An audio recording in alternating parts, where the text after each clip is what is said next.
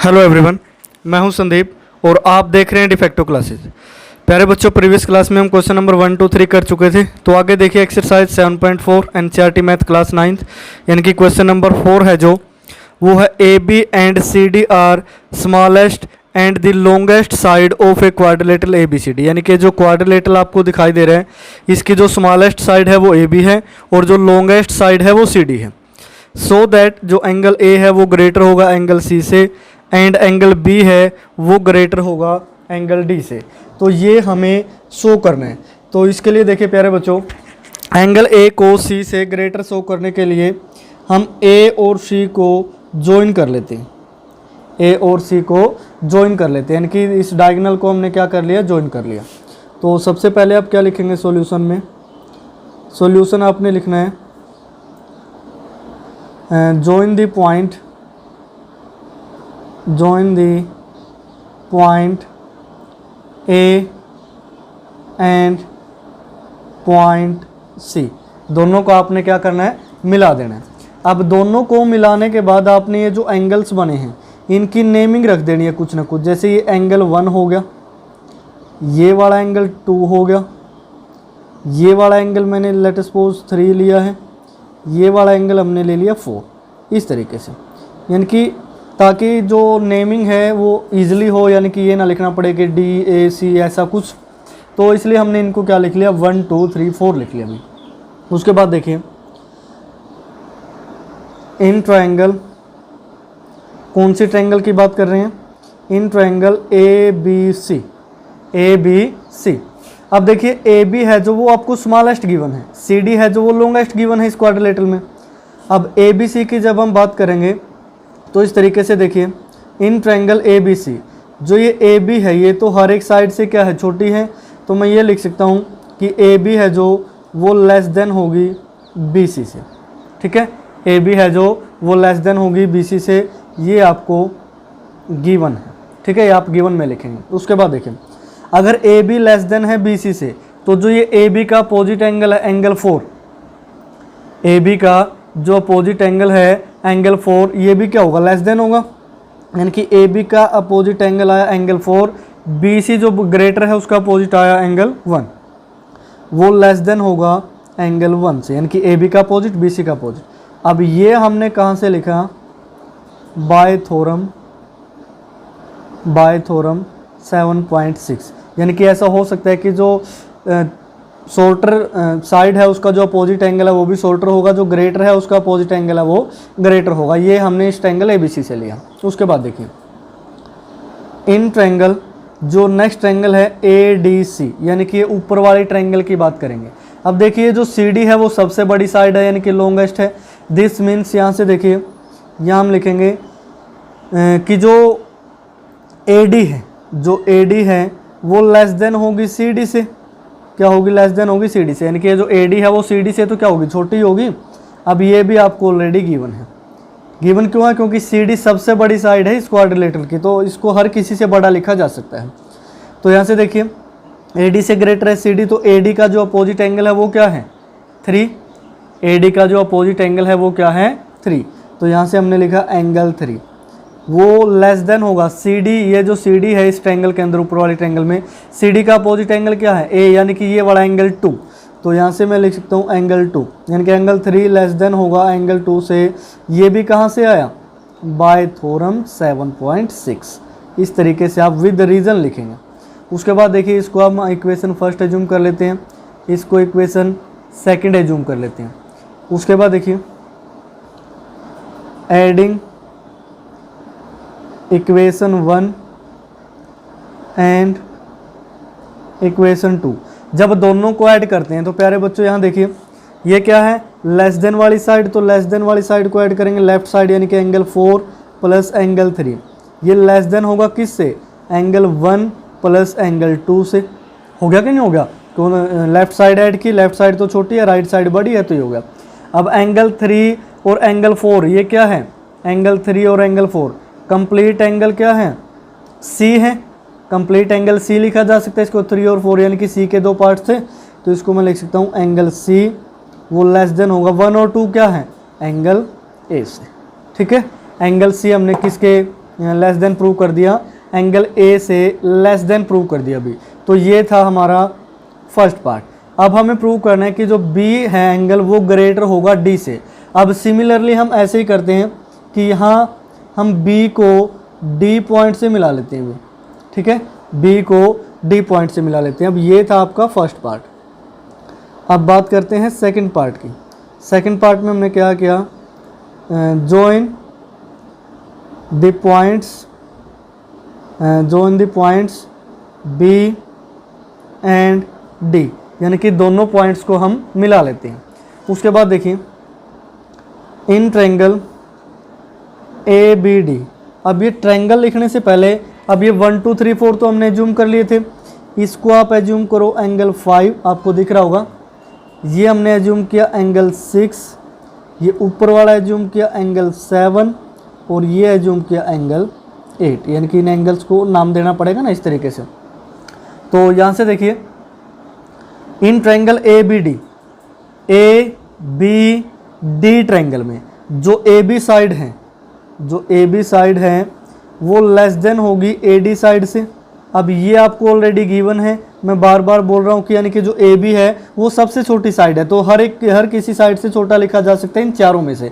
तो यहाँ से देखिए AB के जो अपोजिट एंगल है इस ट्रायंगल में ABD में, AB के अपोजिट एंगल 7 है, तो एंगल 7 है जो वो लेस देन होगा AD, ये AD के अपोजिट एंगल 5 है, तो एंगल 5 से ये क्या होगा, लेस देन होगा। ये कहाँ से आया, बाय थ्योरम 7.6 से। Same as it is next triangle की बात करते हैं, in triangle BCD, in triangle BCD। BCD triangle में देखिए जो CD है वो सबसे बड़ी है, तो मैं ये लिख सकता हूँ कि जो BC है वो लेस देन होगी CD से, because CD is the longest side. ये आप लिख सकते हैं CD is the longest side, या आप विद रीजन यहाँ लिख सकते हैं। उसके बाद देखिए अब अगर CD है जो लॉन्गेस्ट साइड है, इसको थोड़ा ऊपर कर लेते हैं ताकि आपको क्लियर सा दिखे। तो यहाँ से देखिए अगर ये BC है, BC का अपोजिट एंगल क्या है इस ट्रायंगल के अंदर, BC का अपोजिट एंगल है एंगल 8, तो हम यहाँ से लिख सकते हैं जो एंगल 8 है वो लेस देन होगा कौन से एंगल से, CD का अपोजिट एंगल इस ट्रायंगल में कौन सा है, एंगल 6, तो यानी कि एंगल 6 से। तो ये कहाँ से आया प्यारे बच्चों, बाय थ्योरम 7.6। तो हम क्या करते हैं, जैसे ऊपर हमने एज्यूम किया था, इसको इक्वेशन 3 एज्यूम कर लेते हैं, इसको इक्वेशन 4 एज्यूम कर लेते हैं, सिंपल सा फंडा है। उसके बाद देखिए बाय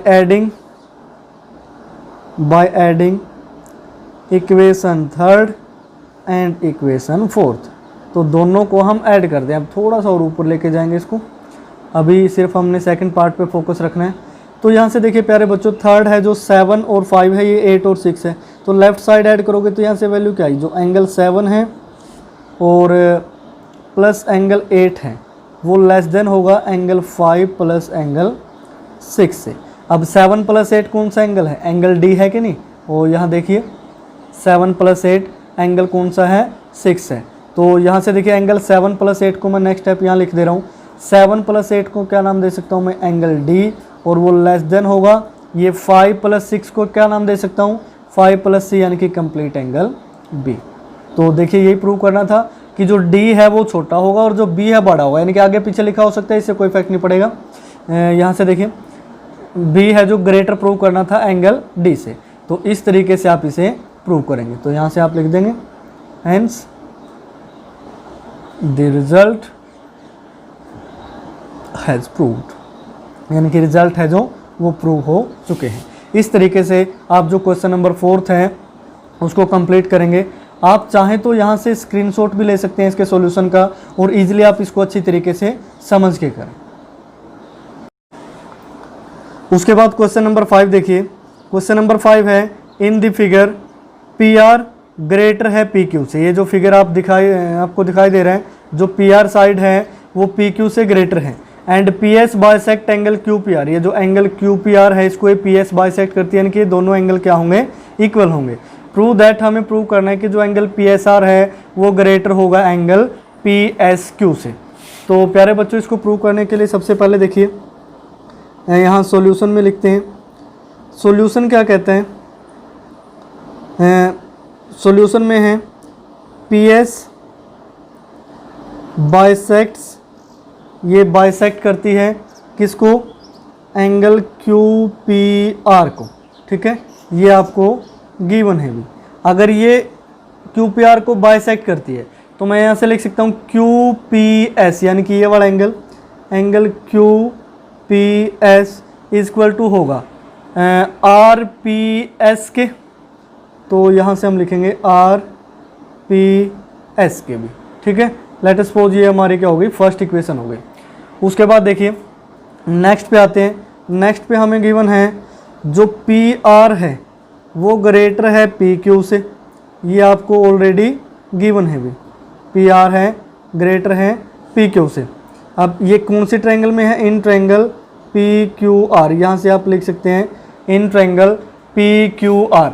अब पी आर ये जो साइड है वो ग्रेटर है पी क्यू से, जो पी आर का अपोजिट एंगल है वो क्या होगा, ये क्यू, यानी कि एंगल पी क्यू एस। तो यहाँ से मैं लिख सकता हूँ एंगल पी क्यू एस वो भी ग्रेटर होगा किससे, पी क्यू का अपोजिट एंगल कौन सा, ये आर, यानी कि एंगल पी आर एस से। तो हमने लिखा पी आर एस। अब ये हमने क्यों लिखा, बाय थ्योरम 7.6, बाय थ्योरम 7.6, ये हुई इक्वेशन सेकंड। अब देखिए by adding equation first and equation second, अगर हम दोनों को ऐड कर दें, अब देखिए पी क्यू एस है वो ग्रेटर है पी आर एस से, अगर दोनों साइड ये ऐड कर दें, यानी कि इक्वल क्वांटिटी ऐड कर दें, तो इक्वल क्वांटिटी ऐड करने से कोई इफेक्ट नहीं पड़ेगा, यानी कि लेफ्ट साइड में होगा कि ये जो पी क्यू एस है प्लस क्यू पी एस है ये भी ग्रेटर रहेगा किससे, यानी कि P R S, angle P R S plus angle R P S, sorry R और ये पी और ये एस, ये आर नहीं है आर पी एस है, तो इस चीज़ का आप ध्यान रखें। तो यहाँ से देखिए प्यारे बच्चों, अब इससे कोई इफेक्ट नहीं पड़ा क्योंकि दोनों साइड हमने इक्वल क्वांटिटी ऐड किया है, यानी कि छोटी बड़ी क्वांटिटी इक्वल क्वांटिटी है। तो उसके बाद देखिए in triangle P Q S, अब हम बात करेंगे ट्रायंगल पी क्यू एस की, यानी कि ये वाली ट्रायंगल की, पी एस आर एंगल जो पी एस आर है। अब देखिए बात हम इस ट्रायंगल की कर रहे हैं और एंगल कौन सा ले रहे हैं, ये बाहर वाला P S R, P S R, P S R is an exterior angle, ये क्या है, एक्सटीरियर एंगल है। देन हम एंगल पी एस आर को क्या लिख सकते हैं भी, एंगल पी आर एस को लिख सकते हैं एंगल पी क्यू एस, यानी कि angle P Q S plus angle Q P S.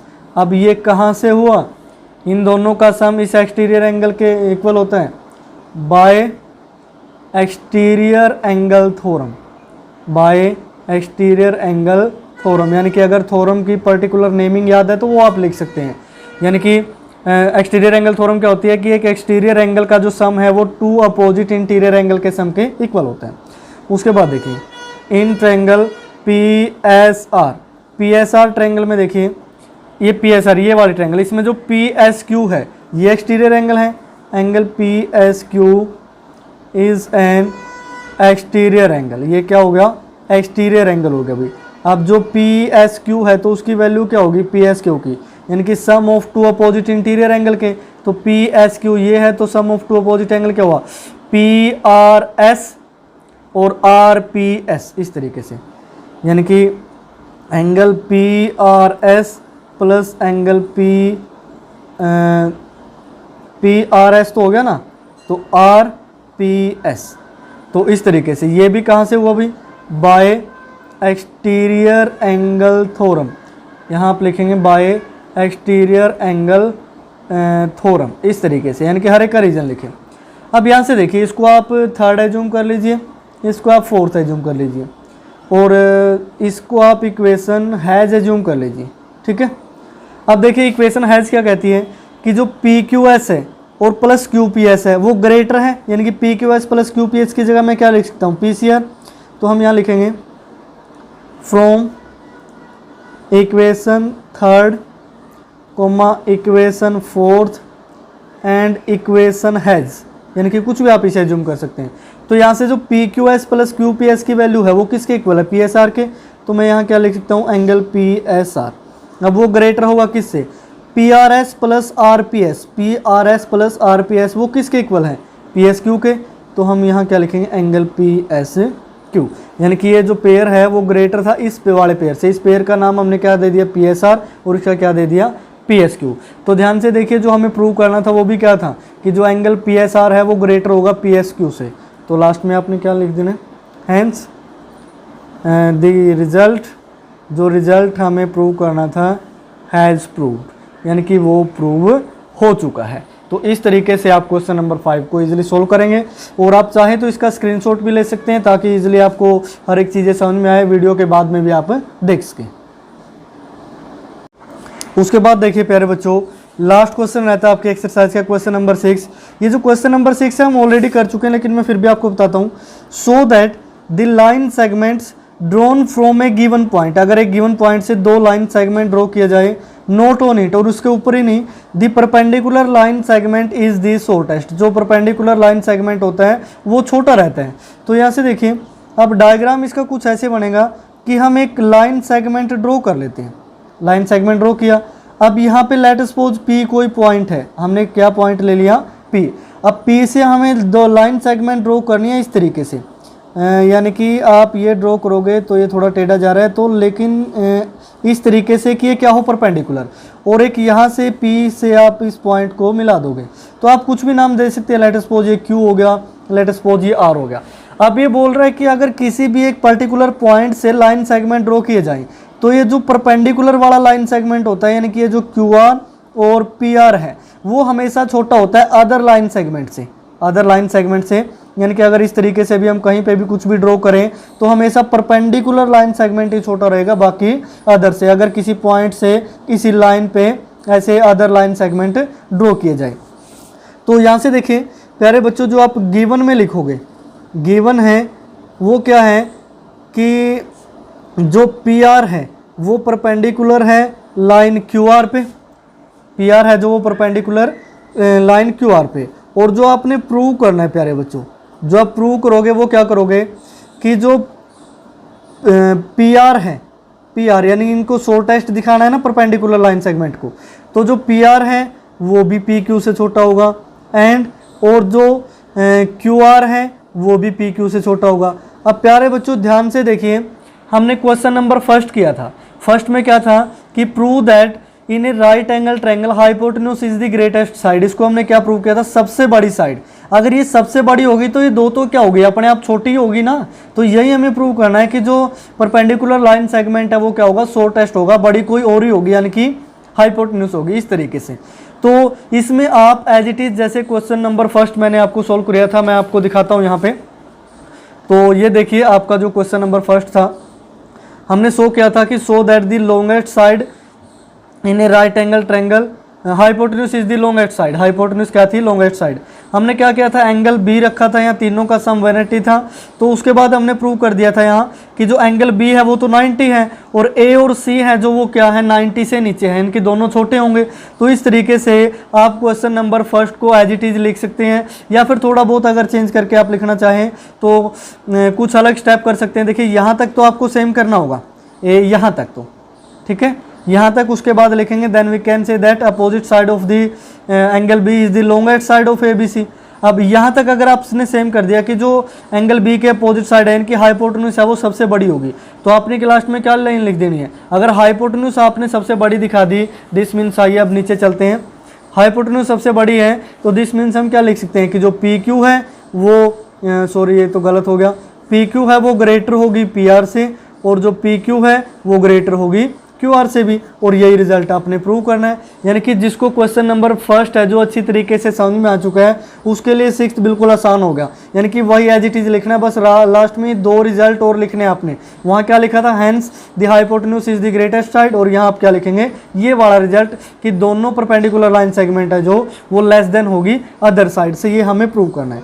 तो प्यारे बच्चों इस तरीके से आप क्वेश्चन नंबर 6 कंप्लीट करोगे, और क्वेश्चन नंबर 6 के साथ ही आपका जो चैप्टर नंबर 7 है वो होता है कंप्लीट, यहाँ पे कंप्लीटेड। और जो एक्सरसाइज 7.4 है यानी कि ये है ऑप्शनल एक्सरसाइज। ऑप्शनल एक्सरसाइज हम करते हैं कंप्लीट सिलेबस होने के बाद, कंप्लीट सिलेबस होने के बाद, यानी कि पहले हमारा मोटिव रहता है कि हम एम रहता है ये कि पहले हम सिलेबस कंप्लीट करें, उसके बाद जो भी जैसा भी टाइम बचता है हम ऑप्शनल एक्सरसाइज 100% करेंगे। यानी कि पहले सिलेबस पे फोकस करना है।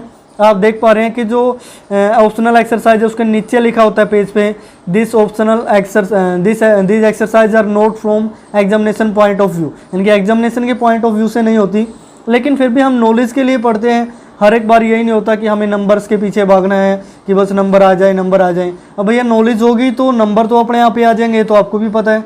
तो इस तरीके से ऑप्शनल को फिलहाल रहने दो, हम बाद में करेंगे ऑप्शनल को जब हमारा सिलेबस कंप्लीट हो जाएगा और जब हम रिवीजन करेंगे चैप्टर वाइज।